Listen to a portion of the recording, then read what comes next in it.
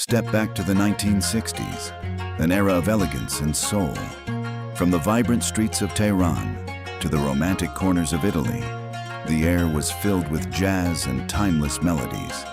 People embraced high fashion, fine art, and a zest for life that painted the world in colors of gold and freedom.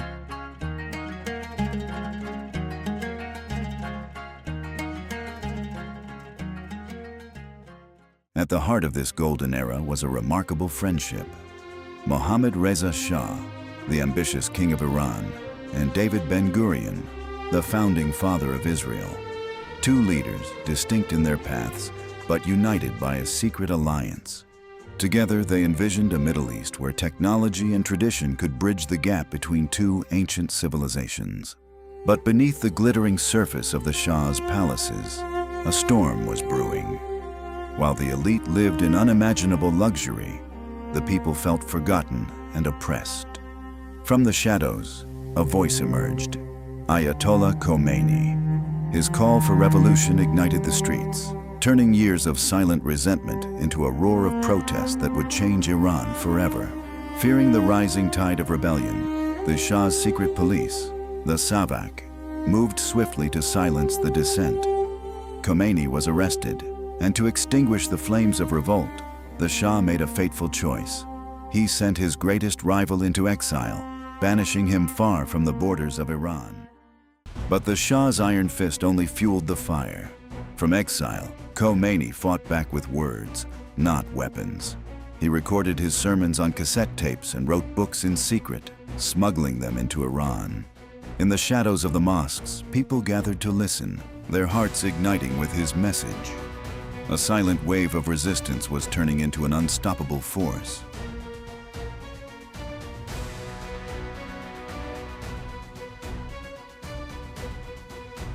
Then came the explosion.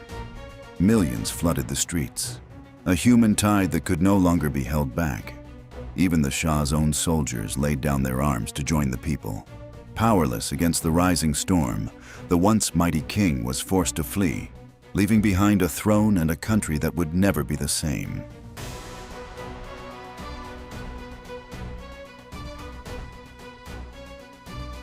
Khomeini returned, not just as a leader, but as a force that would redraw the map of loyalty. Welcomed by the cheers of millions, he carried a new vision, a united Islamic front. He branded Israel the Little Satan, a puppet of the great Satan, America. He convinced the masses that true freedom required the total destruction of their past alliances. Blinded by this new ideology, a generation was led into a decades-long struggle, trading ancient friendships for an eternal fire of a war. Today, the flame of defiance still burns. Though Khomeini is gone, his successors have carried the torch of conflict into a new era. Emerging from the ruins of isolation, Iran strengthened itself from within, engineering a formidable arsenal of modern weapons and long-range missiles. The shadow of war has only grown darker as their resolve for battle remains unshaken.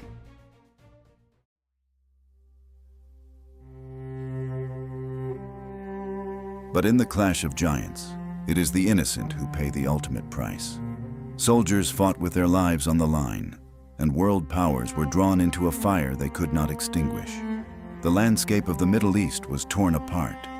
From the streets of Iran to the borders beyond, cities turned to rubble, and dreams turned to dust. Children were left wandering in the silence of broken homes, and mothers wept over graves that should never have been dug. Millions were displaced, lives were shattered, and countless souls were lost to the cold earth. In the pursuit of power and ideology, humanity was the greatest casualty, leaving behind a world scarred by a war that has no winners.